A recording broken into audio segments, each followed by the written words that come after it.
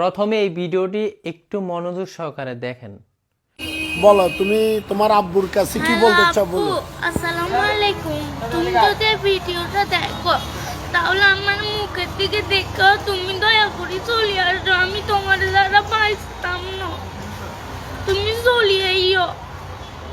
আর আমার যদি কেউ যদি আমার চিনিয়া থাকেন তাহলে আমার সাথে যোগাযোগ করার চেষ্টা করবেন না, বিশেষ করে আমার চাচারা আমার কাছে ভুলে আসার চেষ্টা করবেন না। আমি আমার আব্বুকে ছাড়া আমি যাব না।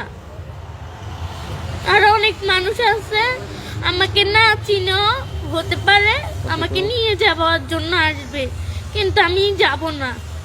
বাবা, তুমি যত তাড়াতাড়ি পারো চলে আসো, আমি না হলে মরে যাব।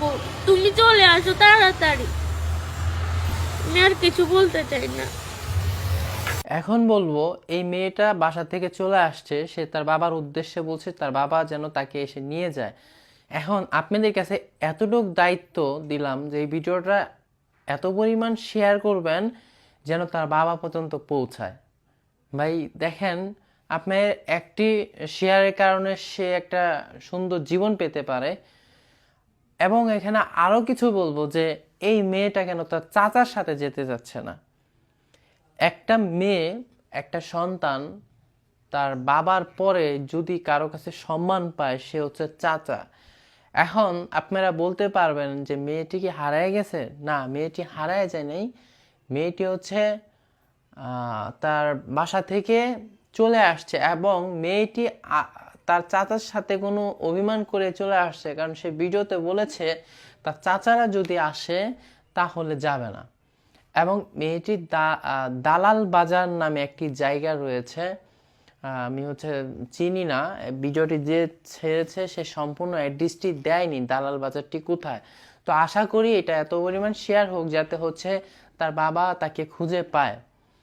এবং দেশের প্রবাসী এবং সবার কাছে এটা ছেড়ে দিলাম। এবং এই ভিডিওটি দেখে আমার খুব খারাপ লাগছে।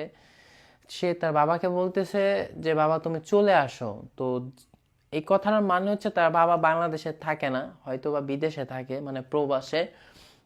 এবং সে কেন তার চাচার কথা বললো, এটা মানে আপনাদের কাছে প্রশ্ন যে তার চাচারা যদি তাকে নিতে আসে, মানে তার কাকা, সে যাবে না।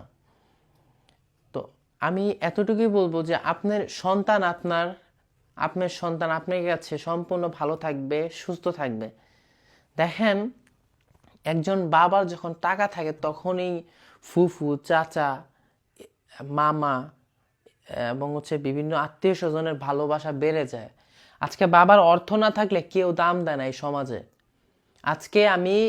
আজকে আপনার টাকা না থাকলে কেউ দাম দিবে না। আজকে আমি যেমনি ইনকাম করি, আমি আমার হাজব্যান্ড ওয়াইফ আমরা দুজন ভিডিও বানাই, অনেকে বলেন বউ দিয়া ভিডিও বানাই।